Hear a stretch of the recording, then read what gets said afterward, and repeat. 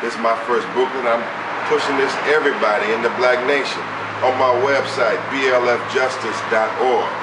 blfjustice.org, and soon on our other websites. You will be able to access this and purchase it, and every black man needs to have it in his home. Every black man needs to have it in his car. Every black man needs to know how to deal with the police, what to tell the police, how to be quiet and stop undergoing confessions and ending up with long sentences because we run our mouth too much.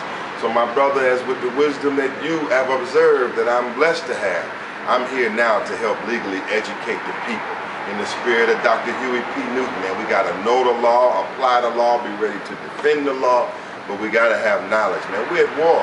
We're at war, brother. Well, we at war, my beautiful brother, but this is a question that I've always wanted to ask, and I'm doing it back here because we're going to be there in a minute, but my main question right here. The Black Panthers have gotten a bad rap in terms of violence, and I'm going to say it again. You won't find at my level of knowledge that the Black Panthers have ever carried the gun and ran white people out of their homes and castrated their men and disrespected their women and children. That not even among the Black Panthers. Am I correct? So how do you all get that attached to your name? Chairman Hassan.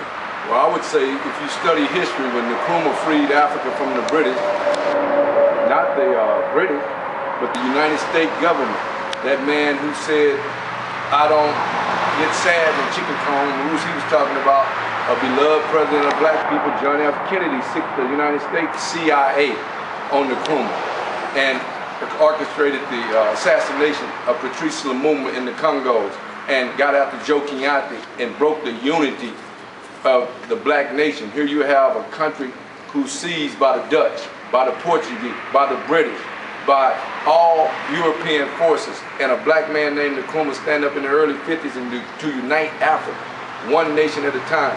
The white man comes in and destroys it and use propaganda and make the Africans look like the villain while they're trying to put out the villain, lock up the Nelson Mandelas of the world, kill the Steve Biko. Well, they do the same thing in America with us. When a black united, well, let's say it like this, when a Zulu nation comes, when a Mau Mau comes, when a Maroon comes, they know the science and the history of these groups. And so when a new Black Panther comes, born off of Marcus Garvey teaching, born off of Denmark Vesey and Nat Turner, born off of the Deacons for Defense, Huey Newton, and these type of people, Brother Jamil Amin and Stokely Carmichael and Dr. King and Malcolm, they can see us coming a mile away because they study our history and they start to set the traps. And they know our people are weak when it comes to the white man's sensationalism in media, and we will follow him, our oppressor, because of the psychological damage he has done to us and the misinformation that he has given us, and we are dysfunctional. So his media goes to work and make your hero look like your villain.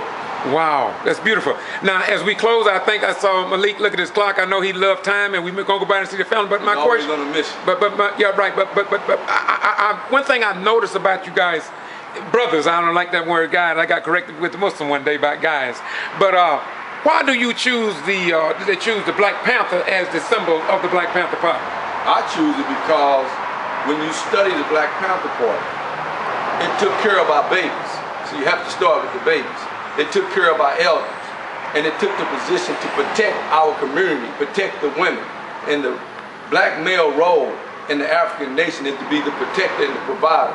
It made the black man get up and defend the only thing God has given us, which is life. And whenever you defend life, that's God-like. Then you get to understand the Holy Quran and the Torah and the Bible when God gives you dominion. Why do you wait on somebody else to tell you to protect your lives at that time when the original Panthers got started out of Lyons County, not too far from here, turning over to Oakland and Bobby Seals and those type.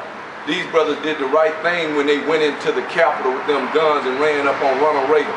They had then finished the job, and look what Ronald Reagan did to us his 8 years, and look what he set that's still going to this day that Obama had to deal with. We never destroy our enemies.